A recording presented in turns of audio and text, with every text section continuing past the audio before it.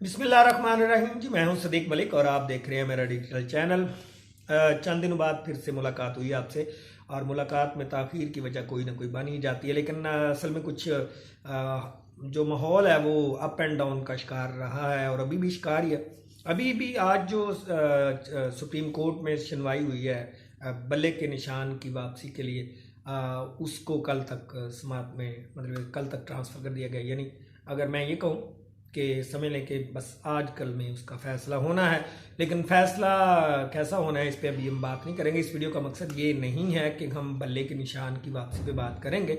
हम बात करेंगे ये जो अपना इलेक्शन कमीशन ने जो फ़ैसला कर दिए हैं कि एक तो इंतखाबी निशान डाला नहीं है बीच में फहरिस्त में, और दूसरी बात ये भी है कि मेन चीज़ जिस पे हमने दो बातों पे बात करनी है। पहली ये बात है कि क्या उन लोगों को जिन जिन लोगों की बड़ी अपनी पार्टियों के साथ वफादारी थी उनको इस इलेक्शन में सिला मिला है अपनी पार्टियों की तरफ से।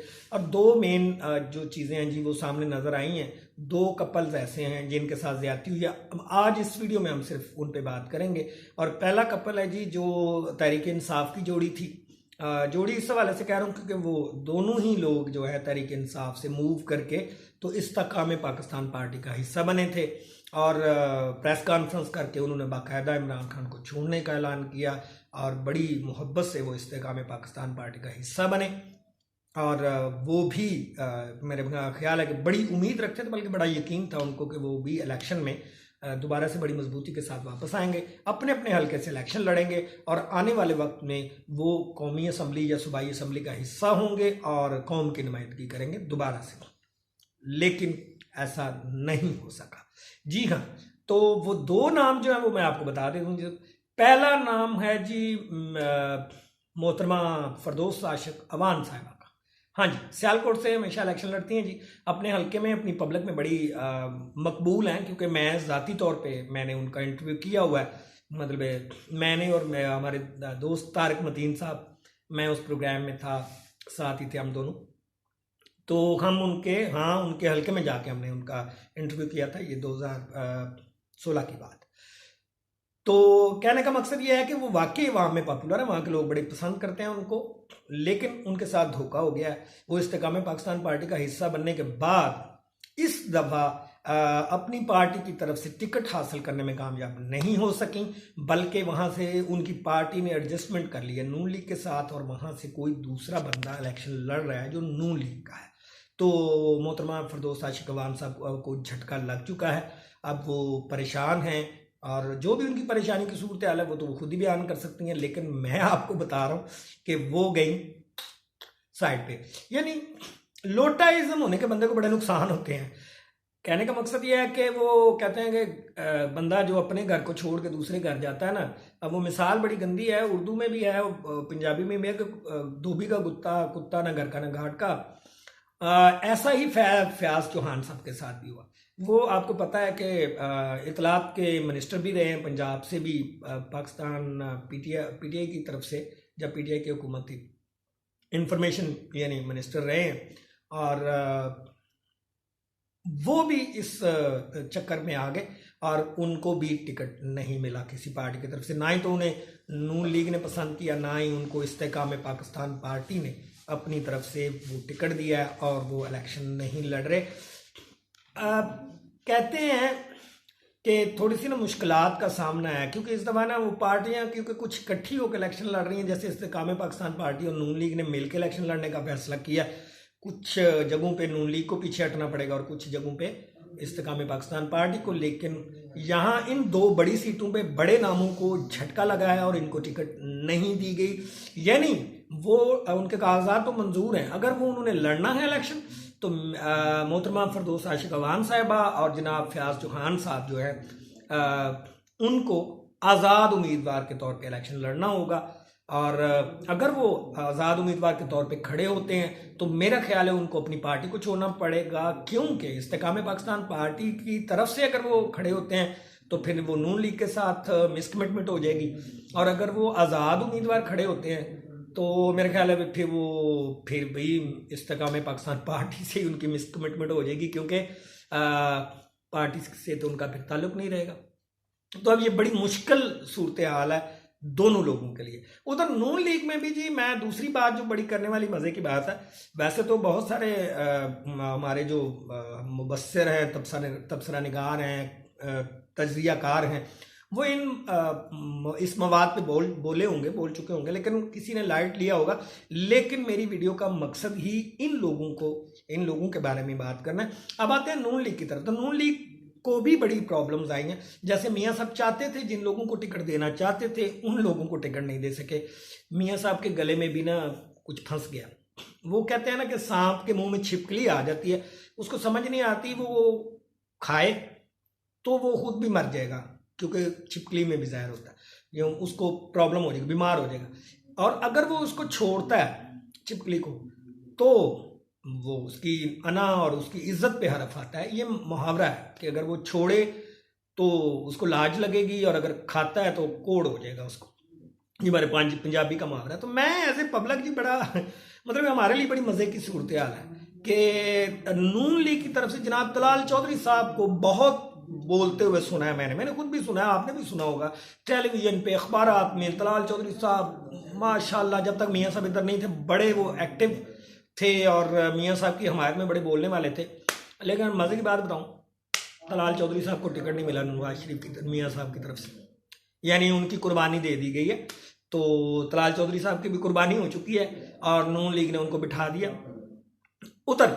दूसरा जो नून लीग की तरफ से हैं जी, वो हैं जी वो वाली खातून जो आयशा रजब, उनको भी जो है जी वो रोक लिया गया है। और उनके मतलब जी तंजीम साजी वाला जो मामला था, तलाल चौधरी की सज़ा उनको भी दे दी गई तंजीम साजी करने पे।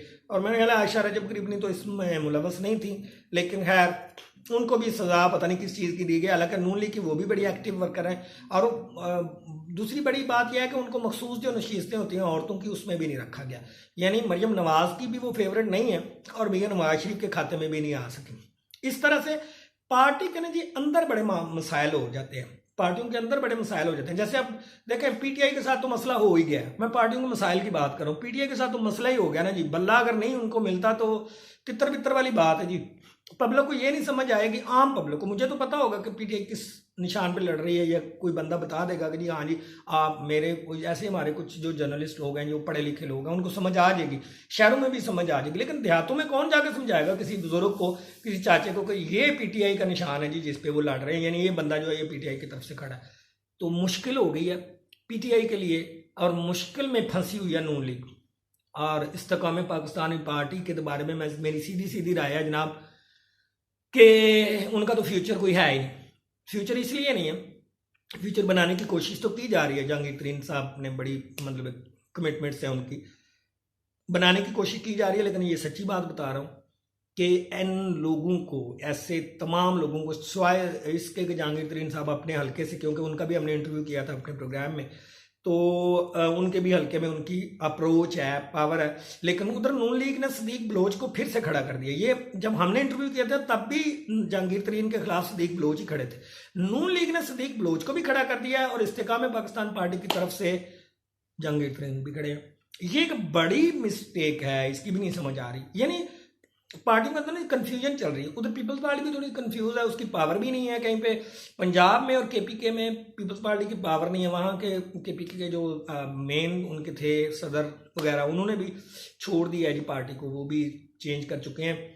और बड़े मसाइल उधर जो कोशिश की थी अपना जो हमारे खटक साहब, परवेज खटक साहब जो थे, उन्होंने जो कोशिश की थी जनाब, उन पे भी एक प्रॉब्लम आई। उन्होंने अपने आप को ना जी, उनको इंतखाबी निशान बल्लेबाज मांगा था, यानी क्रिकेट खेलता हुआ बंदा, कंफ्यूज करने के लिए उन्होंने मांगा था कि जी ये फॉरवर्ड ब्लॉक बना रहे हैं पीटीआई का, तो उसमें ये हो जाएगा। तो वो निशान उनको नहीं मिला, यानी वो बल्ले को ही इलेक्शन कमीशन ने निशानों में से गायब कर दिया।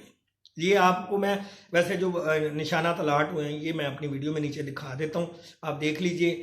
पीटीआई का निशान इसमें शामिल नहीं किया गया, यानी इलेक्शन कमीशन ने हाई कोर्ट पेशावर के फैसले को रद्द कर दिया है। अगर इसे तौहीन अदालत कहा जाए तो भी गलत नहीं होगा। लेकिन अब कानूनी चाराजोई हो रही है। उधर पेशावर हाई कोर्ट ने भी उन पे तौहीन अदालत का केस दायर कर दिया। उसकी समाअत 16 जनवरी को होगी जनाब।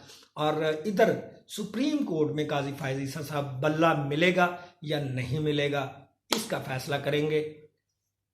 सब समझदार समझते हैं कि मिलेगा कि नहीं मिलेगा, लेकिन एक उम्मीद है, अगर मिल गया तो फिर सारी पावरें जो इकट्ठी हुई हुई हैं, जो बल्ला मिटाना चाहती हैं या बल्ले वाले को मिटाना चाहती हैं, शायद वो बल्ले अकेले बल्ले निशान का ही मुकाबला ना कर सकें। लेकिन यही तो बात है कि बात तो यही लिखी पड़ी है, यही कही गई है कि निशान भी ना रहे। हाय हाय बेबसी। अगर मैदान में कोई सामने ही ना रहने दिया जाए तो फिर जीत किस बात की और खुशी किस बात की। मुझे हैरानगी होगी अगर इस इलेक्शन में अगर नून लीग कल को जीत के नारे मारे कि जी हमने इलेक्शन जीत लिया, जब आपके मुकाबले में मुकाबले वाला ही नहीं है तो जीत तो आप सकते ही नहीं। अब तो आपको मतलब आपने निशान भी नहीं रहने दिया, माशाल्लाह जज़ाकल्लाह। तो कहने का मकसद ये है कि ये कोई जमहूरियत नहीं है, हम इस जमहूरियत को नहीं मानते, अवाम भी नहीं मानती ऐसी जमहूरियत को जिसमें आप सबको ना लड़ने का मौका दें। ये बहरहाल जो भी होगा ये अब चंद दिनों में हो जाएगा। परसों जो है जी वो फाइनली अलॉटमेंट हो जानी है निशानात की, और उसके बाद पार्टियों को इजाज़त मिल जानी है अपनी अपनी इलेक्शन कैंपेन की। अब देखिए कि 13 के बाद क्या चेंजेस आते हैं, तो उन चेंजेस के साथ आपके साथ फिर हाजिर होऊंगा। अगर कल बल्ले के बारे में कोई फैसला हो गया तो हम कल फिर बात करेंगे, अगर कोई फैसला ना हुआ तो फिर हम बात परसों करेंगे जब इलेक्शन कमीशन अपनी फाइनल डिसीजन देगा कि किस पार्टी ने कितने बंदे कौन से हल्के से कौन कौन लड़ रहा है इलेक्शन, ये बताएगा। तो तब तक अल्लाह।